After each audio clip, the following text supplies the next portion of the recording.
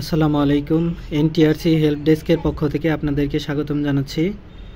আজকে দেখাবো প্রভাষক বাংলা কলেজ পদে সর্বমোট কতটি শূন্যপদ আছে, অর্থাৎ বাংলাদেশের 64 জেলায় কোন জেলায় কতটি শূন্যপদ রয়েছে, প্রত্যেকটা জেলার শূন্যপদ নিয়ে আলোচনা করা হবে।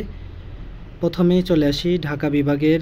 ঢাকা জেলায় 20টি শূন্যপদ রয়েছে, ফরিদপুরে 4টি, গাজীপুরে 18টি, গোপালগঞ্জে 7টি, কিশোরগঞ্জ 12টি, মাদারীপুর 9টি, মানিকগঞ্জে 4টি, মুন্সিগঞ্জে 2টি, নারায়ণগঞ্জে 9টি, নরসিংদী 7টি, রাজবাড়ী 11টি, শরীয়তপুর 10টি, টাঙ্গাইল 16টি, সর্বমোট 129টি শূন্যপদ রয়েছে ঢাকা বিভাগে।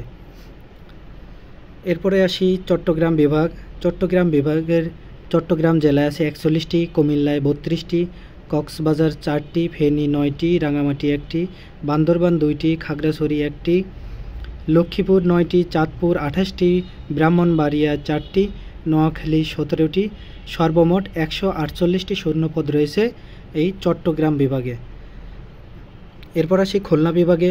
খুলনা বিভাগের বাগেরহাটে 14টি, চুয়াডাঙ্গায় শূন্যপদ নেই, যশোরে আছে 25টি, ঝিনাইদহে 1টি, খুলনায় 14টি, কুষ্টিয়ায় শূন্যপদ নেই, মাগুরায় আছে 4টি, মেহেরপুরে শূন্যপদ নেই, নড়াইলে আছে 1টি, সাতক্ষীরায় 8টি, মোট 67টি শূন্যপদ রয়েছে এই খুলনা বিভাগে। এরপরে আসি রংপুর বিভাগে। রংপুর বিভাগের দিনাজপুর জেলায় 17টি, গাইবান্ধা 4টি, কুড়িগ্রামে 4টি, লালমনিরহাটে 1টি, নীলফামারী 1টি, পঞ্চগড়ে 1টি, রংপুরে 7টি, ঠাকুরগাঁওয়ে 2টি, এই মোট 37টি শূন্যপদ রয়েছে এই রংপুর বিভাগে। রাজশাহী বিভাগের রাজশাহী জেলায় 8টি, নাটোরে 3টি, পাবনায় 6টি, জয়পুরহাটে 1টি, বগুড়ায় 11টি, নওগাঁ 5টি, সিরাজগঞ্জ 10টি, চাঁপাইনবাবগঞ্জ 2টি, মোট 46টি শূন্যপদ রয়েছে এই রাজশাহী বিভাগে।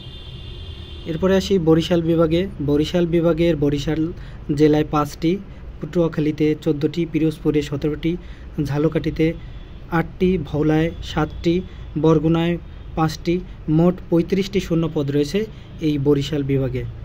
এরপরে আসি সিলেট বিভাগে।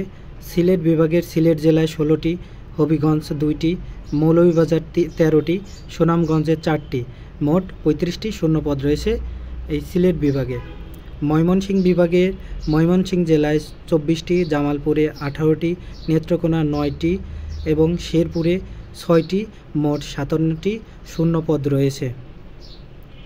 তাহলে বাংলাদেশে বাংলা কলেজে অর্থাৎ প্রভাষকে মোট শূন্যপদ রয়েছে 586টি। এখন অনেকেই ভাবতে পারেন যে আমার নিজ জেলাতে শূন্যপদ নেই, তাহলে কি আমার চাকরি হবে না?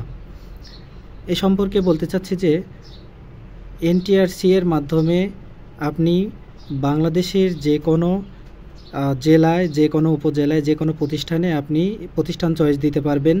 আপনার চাকরি হবে মূলত মেধা তালিকার ভিত্তিতে, অর্থাৎ আপনার জাতীয় মেধা তালিকায় যদি আপনি এগিয়ে থাকেন অন্যর থেকে, তাহলে আপনার চাকরিটা আগে হবে।